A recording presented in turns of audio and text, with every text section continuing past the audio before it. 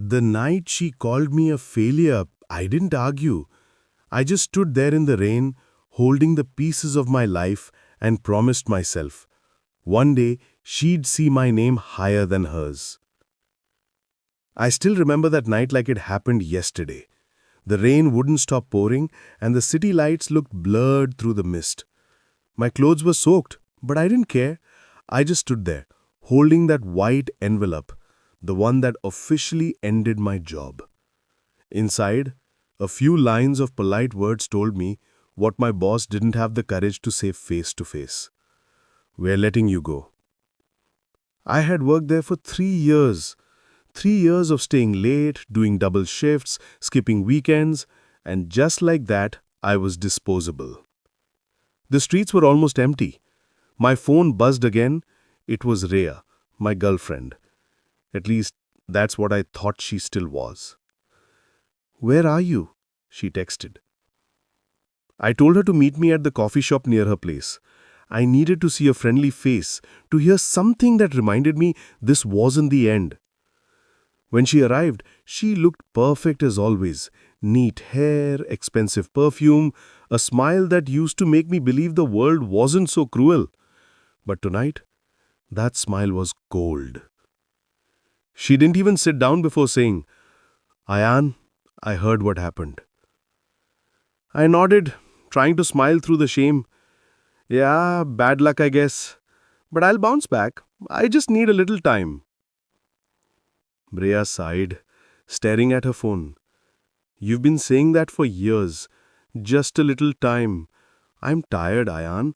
I can't live off dreams and promises anymore." Her words hit me harder than the firing. "What are you saying?" She leaned back, voice steady but sharp. "I'm saying this isn't working. You're not who I thought you'd become." I laughed softly, a broken kind of laugh. "So that's it? You're walking away because I lost my job?" She shook her head. "No, I'm walking away because you lost direction long ago. You keep chasing ideas that go nowhere. I need stability. You, you're just—" She hesitated, then whispered the word that would echo in my head for years. "A failure." For a few seconds, the world went silent. I could hear the rain tapping against the glass, the slow rhythm of my heartbeat, and the sound of something breaking inside me. I didn't shout.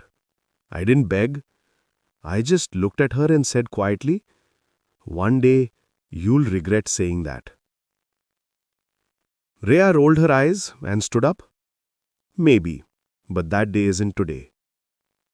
And then she walked away, her heels clicking against the wet pavement, her silhouette fading under the streetlight. I stayed there long after she left, staring at the empty chair. Every memory of her, every promise, every laugh replayed in my mind like a cruel film reel. The voiceover in my head said it plain and simple.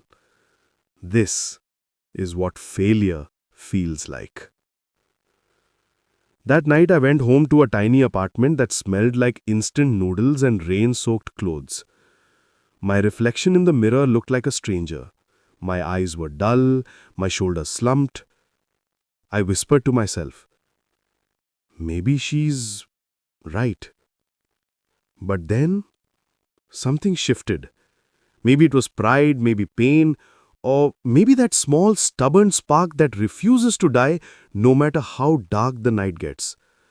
I looked back at my reflection, really looked. I said under my breath, "No, I'm not done, not yet." I sat at my old desk, turned on my broken laptop, and opened a blank page. I didn't have a plan. I didn't even know where to start. But I knew I can't stay like this.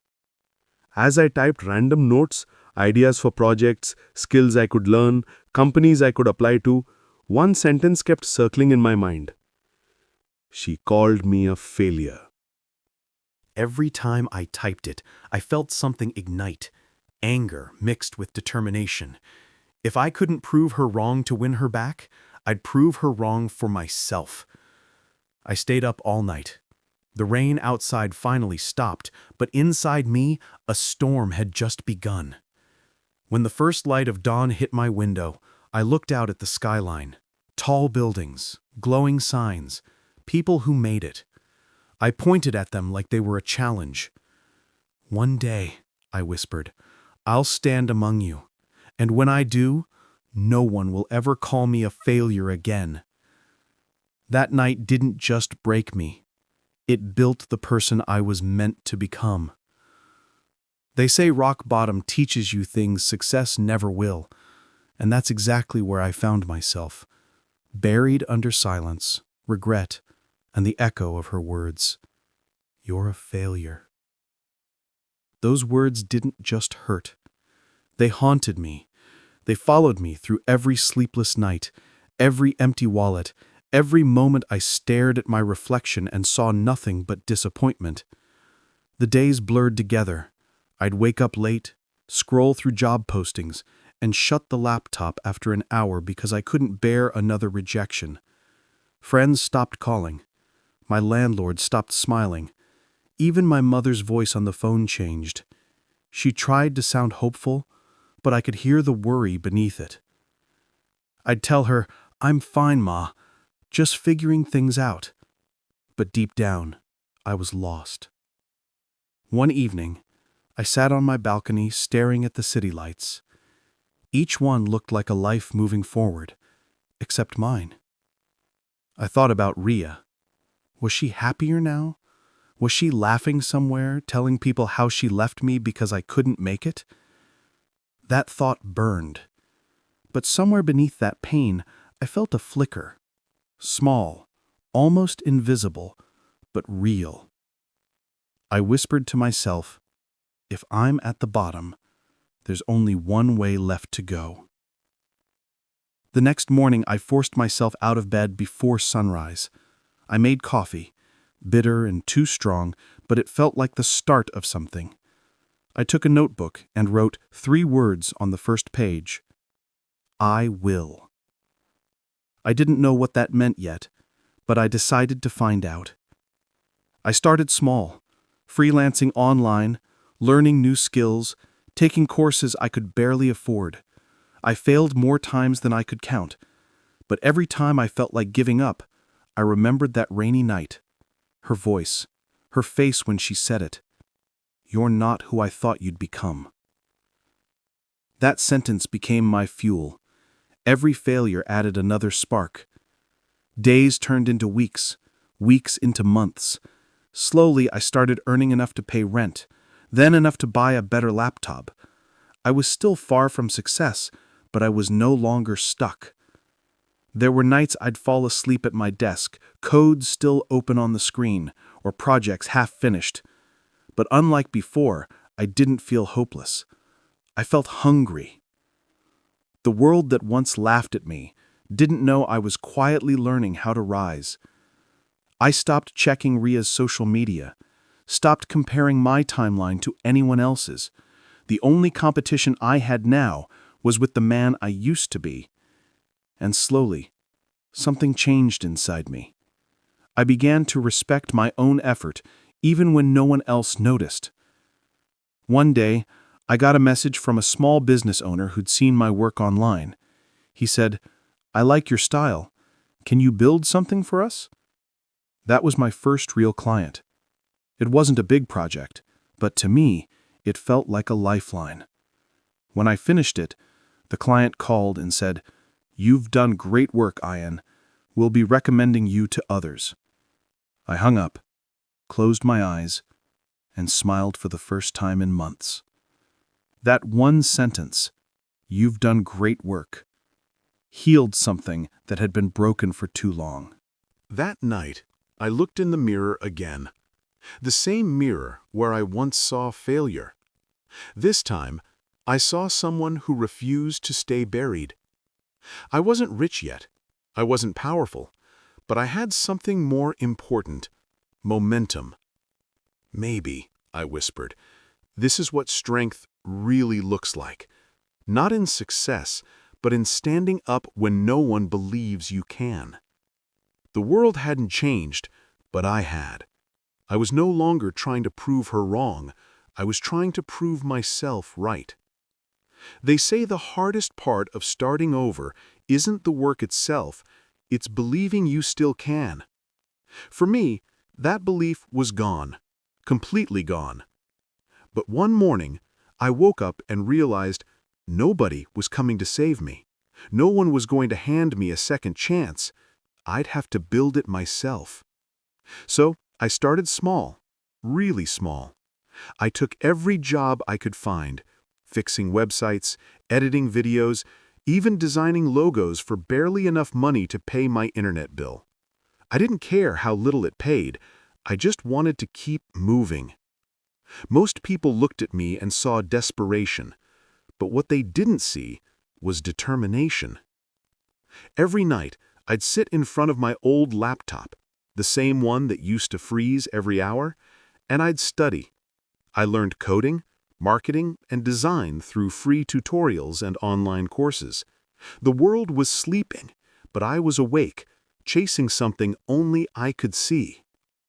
There were nights I fell asleep on my keyboard, nights I questioned if it was even worth it. But then I'd remember that one line, the one that started all this. You're a failure. Every time I felt tired, I heard her voice again, and instead of breaking me, it fueled me. I failed. A lot. Clients ghosted me. Projects fell apart. My bank account was empty more often than not. But something inside me refused to give up.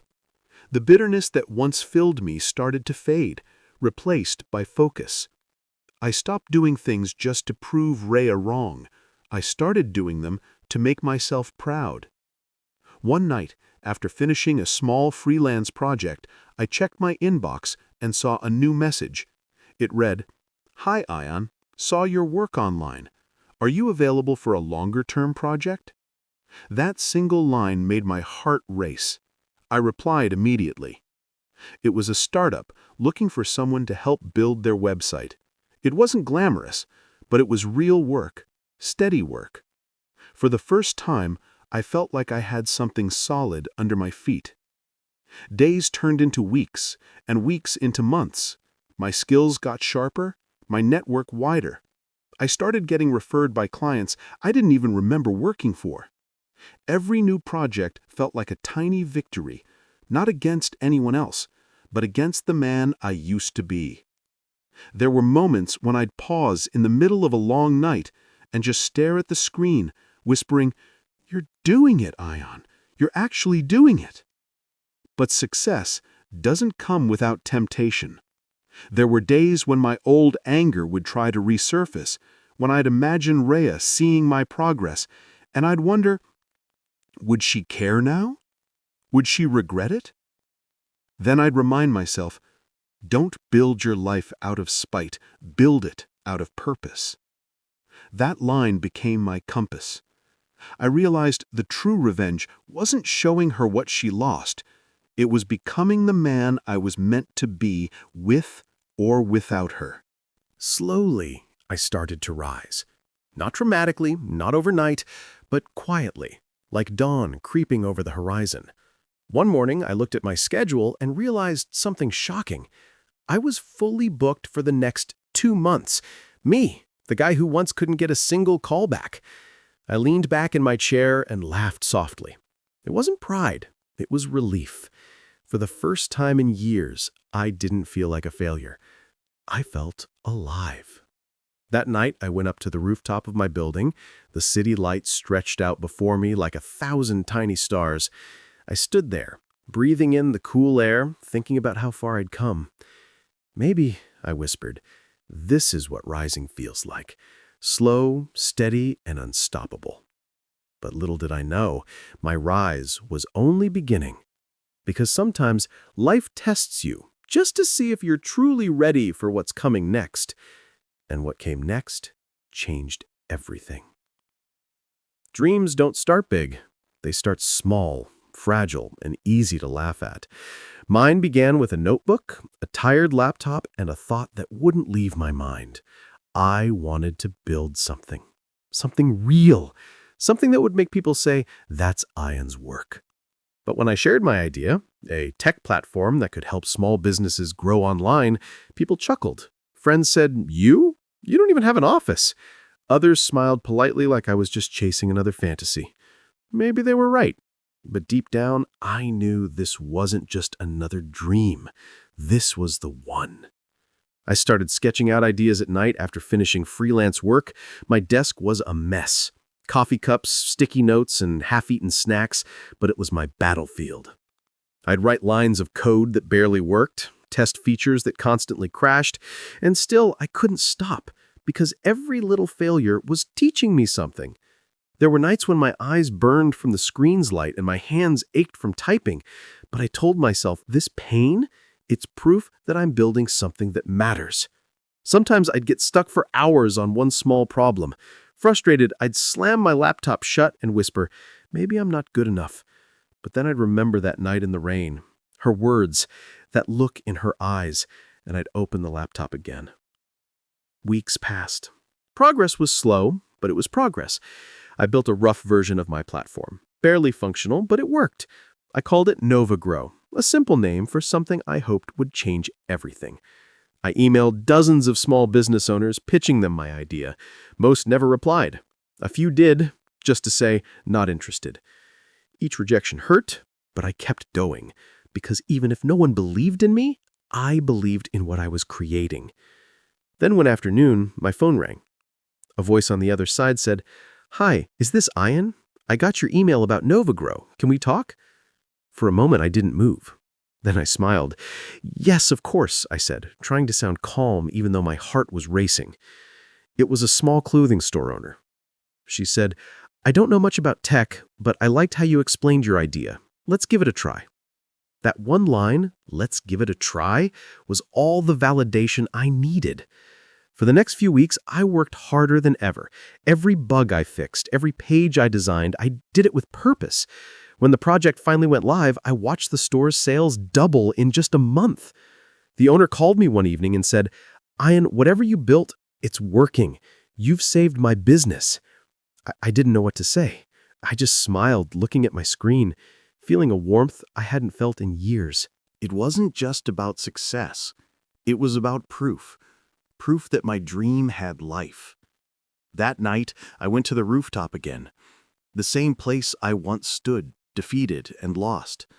This time, I looked at the skyline not as a stranger, but as someone who finally belonged. "This is just the beginning," I whispered to myself. "I'm not done yet." The city lights reflected in my eyes like tiny sparks, the same spark that had turned failure into fire. That one project changed everything. Word spread fast. Suddenly, the man who was once ignored was being noticed. But I didn't know. With success comes new battles. And soon, I was about to face something I never expected. They say success is never a straight road. It's a path filled with cracks, storms, and sleepless nights. For me, it was all of that, and more. After that first project took off, something changed inside me. I wasn't just chasing survival anymore. I was chasing excellence. NovaGrow, the tiny idea that once lived in my notebook, was starting to get noticed. Small businesses began reaching out. Some wanted websites, others wanted digital help. My inbox, once empty, now had a heartbeat. But with growth came pressure. I was still working alone back then, managing everything myself. Coding, designing, emailing clients, and sometimes even handling customer support at midnight. There were days when I didn't sleep at all. My eyes burned, my back ached, but I didn't stop. Because every line of code, every finished project, brought me closer to the version of myself I was meant to be. Still, not everything went right. Some clients left halfway. Some refused to pay. Some projects failed completely. Each loss hurt, but I learned to smile through it. Whenever something went wrong, I'd take a deep breath and say, "Okay, noted. I'll do better next time." That mindset became my secret weapon. Soon I realized I couldn't do it all alone. I needed a team, people who believed in the dream, even when it didn't look shiny. That's when I met Kabir, a young designer who had raw talent and no experience. When I interviewed him, he said, "I've never worked anywhere before, but if you give me a chance, I'll give you everything I've got." Something about his honesty reminded me of my own beginnings, so I hired him. Then came Ritika, a marketing intern who believed more in passion than paychecks. She told me, "I don't want a big company, I want a big vision." And just like that, my one-man army turned into a small team of dreamers. The days got longer. We'd work from my small rented office. Actually, it was just an old storeroom with 2 desks and 1 flickering light. But that little space, it felt like the center of the universe.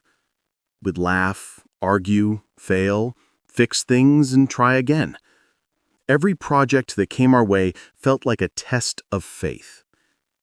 There were times we almost gave up, like when a big deal fell through after months of work. We were counting on it to survive another quarter. That night, none of us spoke much. The air felt heavy. But as I locked up the office, I told them quietly, "This isn't the end. It's just the delay." They smiled weakly, and the next morning, they were back at their desks before me. That's when I knew we weren't just building a company anymore. We were building belief. Months passed. Our projects got bigger. Our confidence grew. One morning, I opened my email and saw a message from a well-known local brand. They wanted to collaborate. I remember sitting there in silence, reading the message over and over. My hands were shaking, not from fear, but from pride. When I told my team, they shouted, laughed, and even cried a little. Kabir said, "Sir, do you realize we're actually being seen?" I smiled. "Yeah," I said, "we're not invisible anymore." But the real change wasn't just in the company, it was in me. The man who once doubted himself now made decisions with confidence. The boy who once begged for validation now led others with calm assurance. I wasn't chasing revenge anymore. I was chasing impact. One night, as I walked home after another long day, I looked up at the stars. For the first time, I didn't feel small beneath them. I felt aligned, like my pain, my failures, my sleepless nights had all led me here. Maybe, I whispered, strength isn't about never falling. It's about standing tall every single time you do. We were growing fast. The world was beginning to notice. But I didn't know destiny was preparing something even bigger. And when the past returned, it came with a face I thought I'd never see again. Success has a strange way of testing you.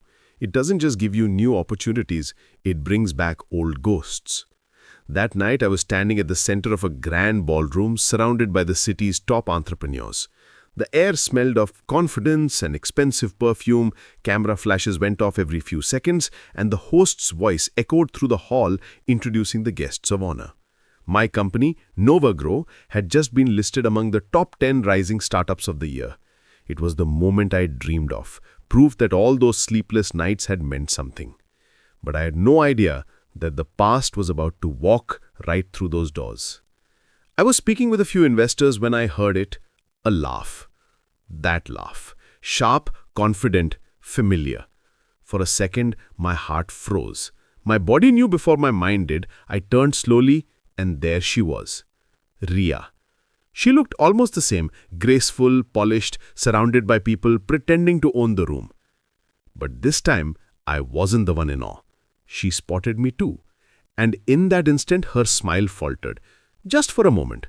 Then she composed herself, walking towards me with that same practiced elegance. "Ayan," she said, her voice soft, almost cautious. "Wow, it's really you." I smiled politely. "It's been a long time, Rhea." For a few seconds, we stood there. Two people who once shared everything, now strangers in expensive clothes. She broke the silence first. "So, NovaGrow, huh? I've been hearing about your company. You've done really well for yourself. Her tone was light, but her eyes couldn't hide the shock, the disbelief. I nodded. Yeah, we've been lucky. Hard work pays off sometimes. She laughed awkwardly. Of course, I always knew you had potential. And that was the moment I realized she was lying, because I remembered every word she had said that night in the rain. You're a failure. You'll never make it. Those words still lived in some quiet corner of my heart. But tonight, they didn't hurt anymore. They just reminded me of how far I'd come. She tried to steer the conversation, asking about my work, my plans, my success. But underneath every question, there was tension, the kind that doesn't need words. I watched her carefully. The woman who once walked away without looking back was now struggling to maintain composure. And the irony wasn't lost on me. At one point she said, "It's funny how life turns out, isn't it?" I smiled. Yeah, sometimes the people who called you a failure become the reason you succeed. Her face tightened, just slightly, before she forced a laugh. The host called me up to the stage to speak about NovaGrow's journey. As I walked past her, I caught a glimpse of her expression. Pride, mixed with regret. Standing under the spotlight, I took a deep breath. The audience watched as I began to speak. A few years ago, I lost everything. My job, my confidence, my direction. But sometimes life breaks you to rebuild you stronger. The room went silent. Every word came straight from the heart, not to impress anyone, not even to hurt her, but to remind myself of who I had become. If you're struggling, remember, failure isn't the end. It's the beginning of strength. When I stepped down, people clapped. Some even cheered. But the only reaction I noticed was hers. She wasn't clapping. She just stared, stunned, thoughtful, maybe even guilty. Later that night, as I was leaving, she came up quietly and said, "Ayan, I'm proud of you." I looked at her for a long moment, then said softly, "You should be. You helped me become this, even if you didn't mean to." And with that, I walked away. Not in anger, not in revenge, but in peace. Because in that moment, I realized something powerful. I didn't need her apology. My success was my answer.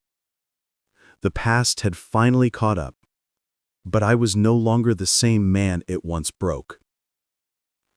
I thought that night closed the chapter between us, but destiny had one last twist waiting. Fate doesn't always shout when it returns. Sometimes it whispers, and sometimes it smiles while flipping the entire story upside down. It had been months since that event where I saw Rhea again. After that night, I buried myself in work, not to escape the past, but to honor how far I'd come. NovaGrow was no longer a small startup. We had expanded to multiple cities, hired more people, and built a reputation that even the biggest names started to notice. Every headline, every success story, it felt surreal. But the best part wasn't the fame. It was the peace. Then one morning, my assistant walked in with a file and said, "Sir, there's a company looking for investors. Their numbers look good, but they're struggling financially. The board is open to acquisition." I flipped open the file casually, but the name on the cover stopped me cold. It was the same company Rhea worked for. For a long moment, I just stared at the logo on the page. The universe really had a sense of humor. I leaned back in my chair and smiled quietly. "Prepare the report," I said calmly. "Let's see what we can do." Inside, my mind was racing. Not out of anger, but disbelief. The company she once praised, the one she said was going places, was now barely staying afloat. And here I was, the man she once called a failure, about to buy it. Over the next few weeks, we reviewed their financials, met their board, and discussed terms. Everything moved fast. During one meeting, the chairman mentioned that their senior marketing manager would be joining the final discussion. I didn't ask who, but somewhere deep down, I already knew. The day of the final meeting arrived. I walked into their glass-walled conference room, confident, composed. And there she was, Rhea. Her eyes widened when she saw me. For a moment, it looked like all the air left her lungs. She stood up slowly, almost unable to speak. "Ayan?" she whispered. "You're leading this acquisition?" I smiled politely. "Yes, NovaGrow is taking over FutureLink." The room went silent. The rest of the board exchanged curious glances, unaware of the storm passing between us. She tried to collect herself, flipping through documents just to avoid my eyes. Her hands trembled slightly. I noticed, but I said nothing. When it was her turn to present, she spoke carefully, professionally, but her voice wavered. Every word felt heavy with memory. I listened quietly, letting her finish. Then I leaned forward and said, "You've done good work here, Rhea. It's unfortunate that circumstances turned this way, but we'll make sure the employees are treated fairly during the transition." She looked up surprised. Maybe she expected arrogance, maybe revenge. But all she saw was calm. That was my victory. After the meeting, as everyone left, she stayed behind. She hesitated for a moment, then said softly, "I never imagined this day would come." I looked at her and replied, "Neither did I. But life has a funny way of returning what it owes." She tried to smile, but her eyes gave away the truth. Regret, disbelief, maybe even admiration. Then she asked, almost in a whisper, "So what happens to me now?" I paused. Part of me wanted to remind her of the night she walked away in the rain, but I didn't. Instead, I said, "You stay, if you want to. The company needs people who care. The past doesn't matter anymore." Her eyes softened. "Thank you, Ayan." I nodded. "No need to thank me. Just do your job well. That's all I ask." As I left the building, the reflection in the glass door caught my eye.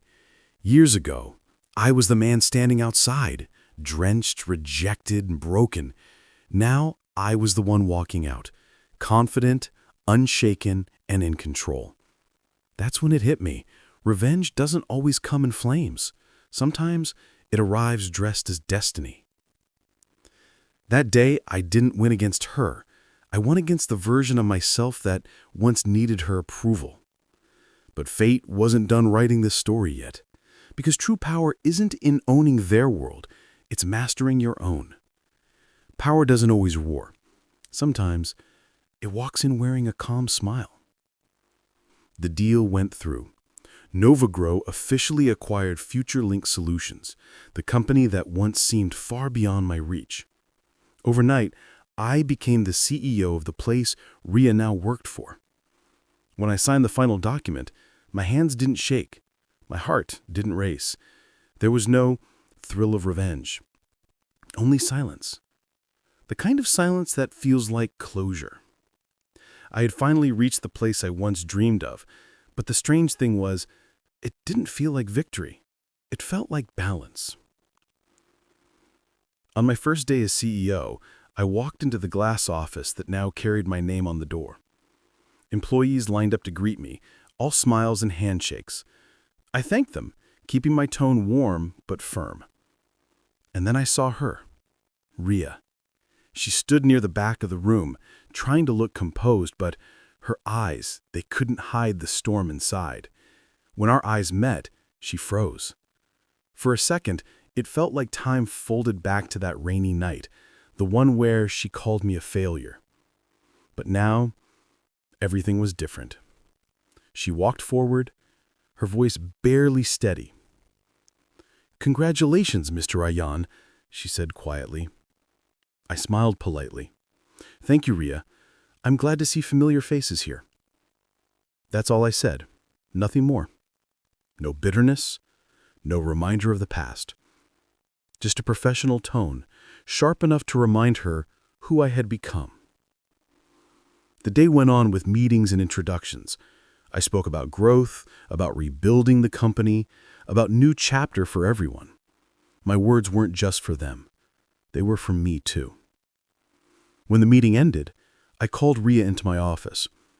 She hesitated before walking in. I gestured for her to sit. She didn't. She just stood there, nervous, eyes lowered. "You don't have to be uncomfortable," I said gently. "This is a workplace, not a battlefield." She finally sat down, fidgeting with her fingers. "Ayan, sir, I don't even know what to say." I leaned back in my chair. "You don't have to say anything. The past is done. We both learned from it." Her eyes lifted slightly, searching for some hint of resentment, but there was none. "You're being too kind," she whispered. "Maybe I don't deserve it." I paused, and then said quietly, "Kindness doesn't mean forgetting. It means moving on." She looked down again, maybe out of guilt, maybe out of realization. For a long moment, the room was silent, except for the faint hum of the air conditioner. I could see the weight of regret in her eyes.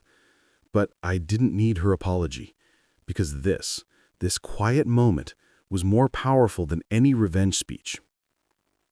Before she left, I said one last thing. "You were right about one thing, Rhea. Back then, I was lost. But sometimes, people need to fall apart to find who they really are." She nodded slowly, her voice barely a whisper. "I see that now." As she walked out, I watched her go. Not with pride, not with anger, but with peace. That night, sitting alone in my new office, I looked out at the city lights below. Years ago, I was just another man staring up at those lights, dreaming of being seen.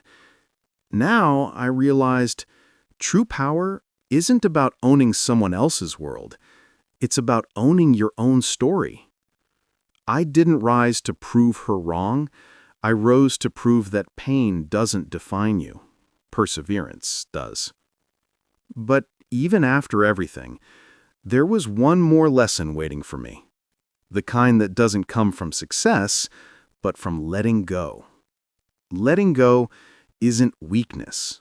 It's strength disguised as peace. After taking over the company, I kept my focus where it belonged, on growth, not grudges. But every day, I could sense her presence. Rhea kept her distance, speaking only when necessary, doing her job quietly. And I noticed something. She wasn't the same person anymore. The confidence she used to break me was now replaced with humility, maybe regret, maybe realization. But I didn't feel anger. Not anymore. One morning, during a leadership review, her name came up. The HR manager said, "Sir, Rhea's department has been performing exceptionally well.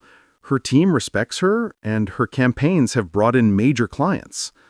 I nodded slowly, glancing at her performance reports. They were impressive. Creative, consistent, disciplined. The same person who once doubted my worth was now proving her own. After a pause, I said, "Promote her." The room went quiet. Even the HR manager looked surprised. "Are you sure, sir?" I smiled faintly. Yes, promote her. Good work should always be rewarded, no matter who it comes from. That decision wasn't about her. It was about me, proving that my growth wasn't built on resentment, but respect. Later that afternoon, I called her into my office. She walked in cautiously, as if expecting something else. "You wanted to see me, sir?" I looked up from my desk and said, "You've done great work, Rhea. You're being promoted." Her eyes widened. For a moment, she couldn't speak. I don't know what to say," she whispered. "I didn't expect—" I interrupted gently. "You earned it. That's all that matters." Silence filled the room. She looked at me, struggling to find the right words. "Ayan, after everything I said, everything I did, why would you do this?" I leaned back, calm and steady. "Because holding on to bitterness doesn't build anything. Letting go does." Her eyes glistened slightly. "You've changed," she said softly. I smiled. "No, Rhea. I just stopped fighting with the past." When she left, I stood by the window for a long while, watching the city move. People rushing, dreams colliding, lives transforming. For years, I thought success would feel like revenge, that one day I'd finally look back and say, now she'll understand what she lost. But standing there, I realized something deeper. True victory isn't proving others wrong. It's proving yourself right. That evening, Rhea sent me an email. It wasn't long, just a few lines. "Thank you for being kinder than I ever was. You taught me more through your silence than I ever learned through pride." I read it twice, then I smiled and closed the laptop. Not because I needed her apology, but because I had finally moved beyond needing one. As I left the office that night, the wind outside was gentle, carrying that quiet kind of calm that comes only after a storm. I looked up at the skyline and whispered, "Sometimes the best revenge is no revenge at all." That day I learned, when you stop chasing revenge, peace starts chasing you. And as I looked at the city I once dreamed of conquering, I realized the real victory wasn't in owning her world. It was in owning myself. They say time changes everything, but standing there that night, high above the city where it all began, I realized time doesn't change us, choices do. The same skyline that once looked so far away was now right in front of me. The same buildings that once made me feel small now carried my company's name. The same city that once broke me was now mine to stand above. But strangely, I didn't feel pride. I felt peace. The wind was calm that evening. The lights below blinked like stars scattered across the ground. I leaned on the railing of my office terrace, the very place I had dreamed of reaching when I was nothing but a man with a notebook and a broken heart. I thought about that night in the rain, the rejection, the humiliation, the pain that had started everything. For years I believed that was the night I lost myself. Now I know that was the night I found who I was meant to become. There was no anger left, no desire to prove anything to anyone. Because the truth is, revenge might make you feel powerful for a moment, but forgiveness makes you powerful forever. I had seen success, respect, and even poetic justice, but none of it compared to the calm I felt within. As I watched the city move, cars racing, lights flickering, lives unfolding, I thought about Rhea, not with bitterness, but with gratitude. If she hadn't walked away, I might never have found the fire to rise. If she hadn't called me a failure, I might never have learnt what success truly means. Sometimes the people who break you are the ones who build your purpose, without even knowing it. The door behind me opened softly. It was Kabir, my first hire, now the company's creative director. He smiled and said, "Everyone's waiting downstairs, sir. They want a few words from you." I nodded, still gazing at the skyline. "I'll be right there." He hesitated a moment, then said, "You've really come a long way, Ayan." I smiled. "Yeah, but the journey never really ends, does it?" He laughed softly and left. As I stood there alone, the city breeze brushed against my face, almost like the universe reminding me of how far I'd come. I whispered to myself, "You did it, not for revenge, not for validation, but for peace." And in that moment, I felt something I hadn't felt in years. Freedom. Freedom from the need to be seen. Freedom from the scars of the past. Freedom from the voice that once called me a failure. Looking down at the city lights, I thought about everyone who had ever been told they weren't good enough. Everyone still standing in their own storm, waiting for their dawn. So I spoke softly, not to anyone, but to them. If you're watching this, remember, your worth isn't decided by those who leave you behind. It's decided by what you choose to do after they're gone. You don't need revenge to rise. You just need faith in yourself, in your journey, and in the light waiting on the other side of your struggle. As the night deepened, I turned to leave. Behind me, the city glowed brighter than ever, a reflection of everything I had built and everything I had become. She once called me a failure, but now I call it destiny. And with that, I walked back inside, not as the man she left behind, but as the man I was always meant to be. Success isn't about owning someone else's world. It's about owning your story, the pain, the lessons, and the rise that follows. Because in the end, revenge fades, but redemption lasts forever. Sometimes the best revenge is becoming everything they said you couldn't. If you believe that too, like, share, and subscribe for more powerful stories like this one. Your support keeps these stories alive.